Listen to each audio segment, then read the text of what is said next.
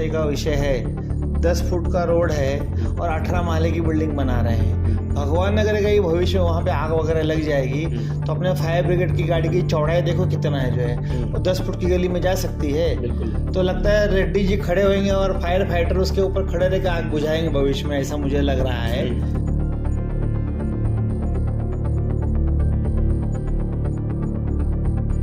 Building को permission तो दे देता है 12 माला, 15 माला, 20 माला, 32 माला, लेकिन वहाँ पे ना गटर बनाया जाता है ना रोड बनाया जाता है। जी की पहली गलती नहीं है, रेड्डी जी ने नालासोपारा में रोड के ऊपर भी 10-10, 12-12 माले की बिल्डिंग को परमिशन दिया है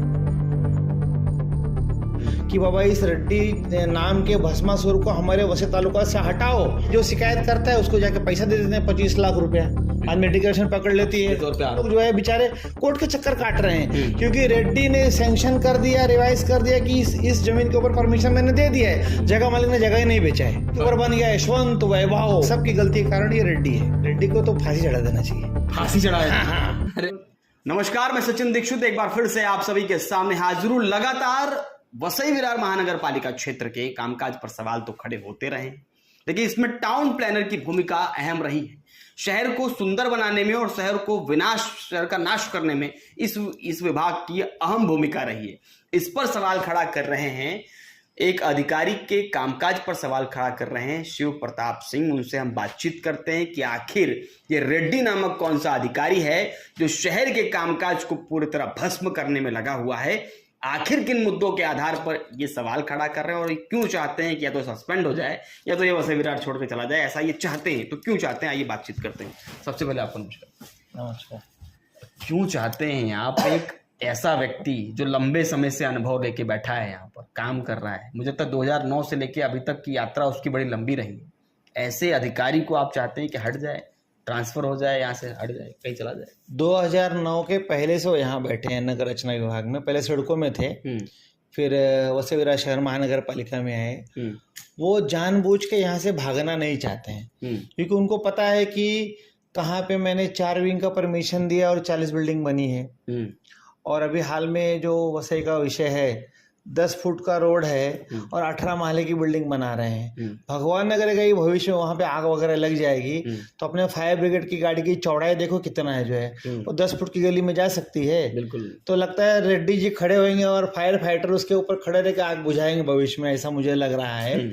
और रेड्डी जी की पहली गलती नहीं है, रेड्डी जी ने नालासोपारा में रोड के ऊपर भी 10-10, 12-12 माले की बिल्डिंग परमिशन दिया है। सड़कों के ऊपर? हाँ, सड़कों के ऊपर। हाँ, हमारे अचोले में डीबी प्लान में जो है बकायदा टावर बना है।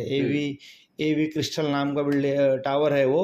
उस बिल्डिंग को कुछ जब शुरुआत हुई थी, जब भी 2-3 स्लैब हुए थे, तभी हमारे प्रभाग समिति डी ने वहाँ पे बोर्ड लगाया था कि ये बिल्डिंग जो है डीपी रोड में है। उसके बाद रेड्डी जी हाई कोर्ट से जो वापस आए, पुनः इनका तीसरी बार जब आए यहाँ पे, पहले सड़कों में आए, फिर महानगर पालिका में आए, फिर हाई कोर्ट के डायरेक्शन से आए। लेकिन हाई कोर्ट का डायरेक्शन हमारे वहाँ वसई विरार महानगर पालिका के अधिकारी ने पढ़ा नहीं ठीक से। उसमें लिखा है कि उसके ऊपर कार्रवाई करो। जो कार्रवाई सिडको ने की वो उनके कर्मचारी नहीं है, वो महापालिका कर्मचारी है, तुम कार्रवाई करो उनके ऊपर जो है। तो कार्रवाई ना करके उनको वापस से नगर रचना विभाग की कुर्सी दे दी गई जो है। तो अभी क्या है, वो हाईकोर्ट इनको इंग्लिश में लिखा था, शायद लोग पढ़ नहीं पाए होंगे जो है, उसको ट्रांसलेट करके उनको पढ़ाना पड़ेगा जो है कि क्या है। देखो, मैं अभी सीएम साहब को पत्र लिख रहा हूँ कि बाबा इस रेड्डी नाम के भस्मासुर को हमारे वसई तालुका से हटाओ, क्योंकि ये बिल्डिंग का परमिशन तो दे देता है 12 माला, 15 माला, 20 माला, 32 माला, लेकिन वहां पे ना गटर बनाया जाता है ना रोड बनाया जाता है। वो आ जाता है हमारे महानगर पालिका के गले में कि तुम गटर बनाओ, रोड बनाओ। और पिछले 2018 से हमारे यहाँ पे 10-10 दिन पानी जो है निकलता ही नहीं, रोड पे पड़ा रहता है। ये सारी गलतियां रेड्डी की है। ये रेड्डी का जो है गलती का खामियाजा वसई विरार की जनता भुगत रही है। शहर डूब जाता है। यहाँ के विधायक को पड़ी नहीं है, यहाँ के सांसद को पड़ी नहीं है कि बाबा इस रेड्डी को हटाओ, कोई अच्छा अधिकारी लेके आओ। ना, और अच्छा नगर रचना का अच्छा अधिकारी लेके आओ और नगर अभियंता भी अच्छा लेके आओ। 5 साल 10 साल से जो है प्रभारी चल रहा है हमारा वसई विरार महानगर पालिका। कोई शिक्षित अधिकारी नहीं मिल रहा है हमको महानगर पालिका। अब रेड्डी पर इतना खफा है रेड्डी, लेकिन उनको गली का पता है, यहाँ की शहर के नक्शे का पता है, जिसे जानकारी है, अनुभव, इसलिए लगातार उनको प्रमोट करके रखा आता है उसी पद पे। नहीं पता है मतलब क्या, जो सड़कों का प्लानिंग है उनको उसके हिसाब से ही जो है परमिशन देना है ना। लेकिन वो क्या करते हैं, हाँ जहाँ भाजी मार्केट है वहां बना दिया यशवंत हाइट्स, हाँ जहाँ पे डीपी का रोड का आरक्षण है वहां बना दिया एवी क्रिस्टल, जहाँ रोडवा है वहां बन गई पूजा अपार्टमेंट। तो ये सब क्या है, इनको साइन करते समय दिखाई नहीं देता है क्या? प्लान देख के नहीं बैठते क्या आरक्षण की जमीन के ऊपर हम जो है सैंक्शन कर रहे हैं प्लान, आगे जो है गुरुचरण है और उस गुरुचरण में से इन्होंने अपनी मर्जी से जो रास्ता निकाल दिया बिल्डिंग में जाने के लिए। होता क्यों है ये, करता क्यों है ऐसा? क्या कुछ लेन देन, सब भ्रष्टाचार, कुछ मिलता है या भ्रष्टाचार? अभी क्या है, जो शिकायत करता है उसको जाके पैसा दे देते हैं 25 लाख रुपया, बाद में डिक्लेरेशन पकड़ लेती है तौर पे आरोप लगा, और आरोप नहीं रिकॉर्ड पे है। अच्छा हाँ उनको 25 लाख रुपए देते ही पकड़े गए थे ना। भाई 25 लाख रुपए तुमने क्यों दिया उसको? अगर तुम सही थे तो तुमको शिकायत करना चाहिए था कि आदमी मेरे शिकायत करके मुझसे खंडनी मांग रहा है, तुमको भी शिकायत करना चाहिए था ना।